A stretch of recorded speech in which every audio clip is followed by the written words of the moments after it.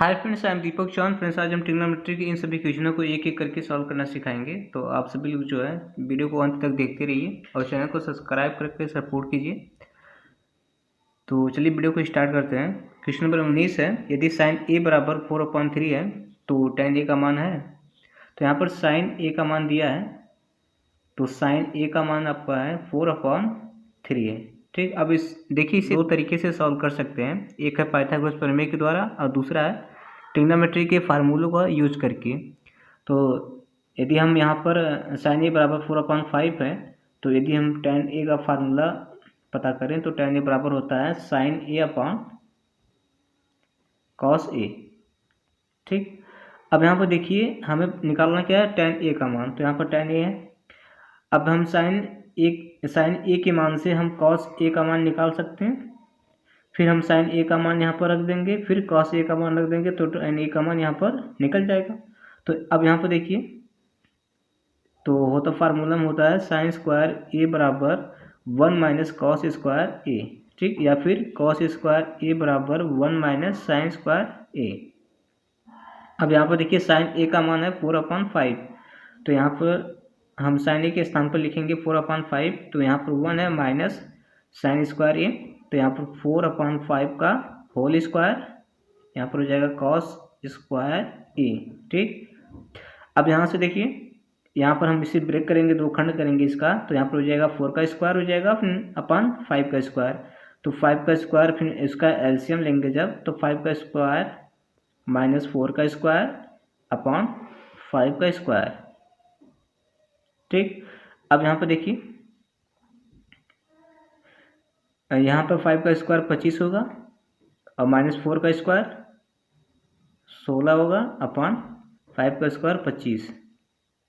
तो 25 में से 16 घटाएंगे तो यहाँ पर 9 आएगा अपॉन 25 25। ठीक, अब यहाँ पर है कॉस स्क्वायर ए, तो हमें कॉस ए का मान निकालना है। तो यहाँ पर स्क्वायर को हटाएंगे तो कॉस ए बराबर होगा 3/5। कॉस ए का मान होगा 3/5।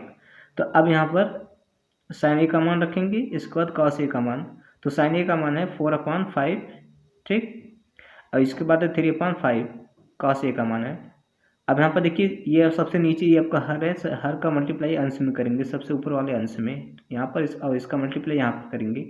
तो ये हो जाएगा 4 गुणे 5/5 गुणे 3। तो यहाँ से 5 कैंसिल हो जाएगा, यहाँ पर बचेगा 4/3। तो tan ए का मान होगा 4/3। ठीक, तो tan ए का मान कितना होगा, 4/3 होगा। तो ऑप्शन नंबर सी। अब क्वेश्चन नंबर 20 है, यदि 3 cot a बराबर 4 है तो sec a का मान है। अब यहाँ पर देखिए cot a का मान दिया है, cot a बराबर दिया है 4/3।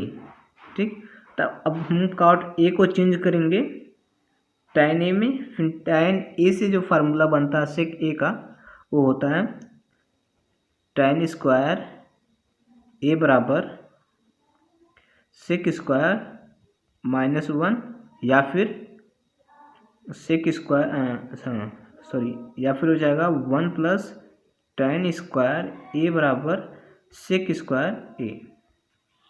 ठीक, अब यहाँ पर देखिए हम cot a के फार्मूले से tan a का मान निकालेंगे। फिर tan a और sec a में ये आपका एक फार्मूला है, तो इसके माध्यम से हम sec स्क्वायर का मान निकालेंगे, क्योंकि हम जब cot a से tan a का मान निकालेंगे तो फिर tan a का मान यहाँ पर रख देंगे, तो इससे जो है cos a का मान निकल जाएगा। तो cot a बराबर 4/3 है, तो tan a बराबर क्या होता है, जब cot के फॉर्म में निकालेंगे तो tan a बराबर होता है 1/cot a। tan a बराबर 1/cot a। तो जहाँ पर अब यहाँ पर देखिए cot a है, तो cot a का मान यहाँ पर है, तो यहाँ पर रखेंगे 1/4/3। तो 3 का मल्टीप्लाई ऊपर हो जाएगा, फिर 4 का यहाँ पर देखिए, और इस 1 के बटे में 1 है। ठीक, तो इसका ऊपर ले जाएंगे तो होगा 3/4।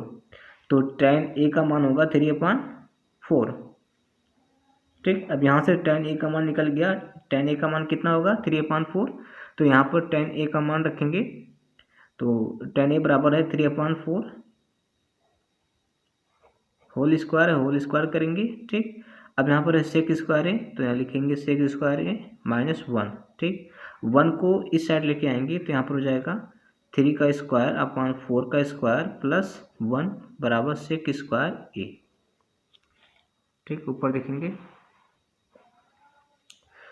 अब यहाँ पर देखिए इसका एलसीएम लेंगे, इस 1 के बटे में 1 होता है तो यहाँ पर इसका एलसीएम लेंगे तो एलसीएम आएगा 4 स्क्वायर ए, फिर इसका 3 मल्टीप्लाई करेंगे तो 3 स्क्वायर ए, 3 स्क्वायर प्लस 4 स्क्वायर। अब यहाँ पर है सेक स्क्वायर ए, तो 3 का स्क्वायर करेंगे तो 9 आएगा, फिर प्लस 4 का स्क्वायर करेंगे तो 16 आएगा। अब यहाँ पर 4 का स्क्वायर 16, यहाँ पर है सेक स्क्वायर ए, ये आपका सेक स्क्वायर ए का मान है। तो अब इसे ऐड करेंगे तो यह हो जाएगा 25 और अपॉन 16, ये आपका सेक स्क्वायर ए। ठीक, अब यहाँ पर हमें चाहिए सेक ए का मान निकालना है, तो सेक ए का मान जब निकालेंगे तो ये हो जाएगा √25 अपॉन 16। तो यहाँ पर 25 का वर्गमूल होगा 5 और 16 का वर्गमूल जो है 4 होगा, तो सेक ए का मान होगा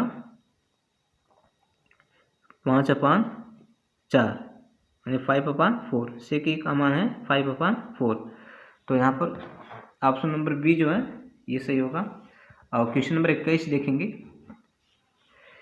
क्वेश्चन नंबर 21 है, यदि cos थीटा बराबर sin थीटा और कह रहा है कि थीटा का जो मान है वो 0 डिग्री से अधिक है और 0 डिग्री के बराबर है लेकिन 90 डिग्री से कम है, तो थीटा के दो मान हैं, एक है 0 डिग्री के बराबर है, या तो थीटा जो है 0 डिग्री हो सकता है या फिर इसका मान जो है 90 डिग्री से कम होगा लेकिन 0 डिग्री से अधिक होगा। ठीक, यानी कि एक मान 0 डिग्री होगा, ठीक, और दूसरा मान होगा 0 और 90 के बीच में। ठीक, थीटा का दो मान, एक तो 0 है और दूसरा है 0 डिग्री और 90 डिग्री से अधिक है। ठीक, तो कह रहा है कि कोण थीटा बराबर है। अब यहाँ पर थीटा का मान निकालना है, थीटा का मान निकालेंगे तो अब इससे पता चलेगा कि यहाँ पर थीटा का मान क्या होगा। अगर हम यहाँ पर थीटा का मान कुछ भी रखें, ठीक, 0 डिग्री रखें, 30 डिग्री, 45 डिग्री या फिर 60 डिग्री, अगर यहाँ पर 60 डिग्री रखेंगे तो यहाँ पर भी 60 डिग्री रखा जाएगा और रखने पर दोनों का भिन्न जो आएगा, दोनों का जो मान आएगा भिन्न में क्या एक दूसरे के बराबर होगा। अगर एक दूसरे के बराबर, यहाँ पर देखिए बराबर दिखाया गया है, अगर एक दूसरे के बराबर है तो जो जिस थीटा का मान रखने पर यहाँ पर दोनों का मान एक दूसरे के बराबर आया है तो वही थीटा का मान जो है यहाँ पर होगा, तो वही डिग्री का मान आपका थीटा के बराबर होगा। ठीक, तो अब यहाँ पर देखिए यदि हम थीटा का मान 45 डिग्री रखेंगे,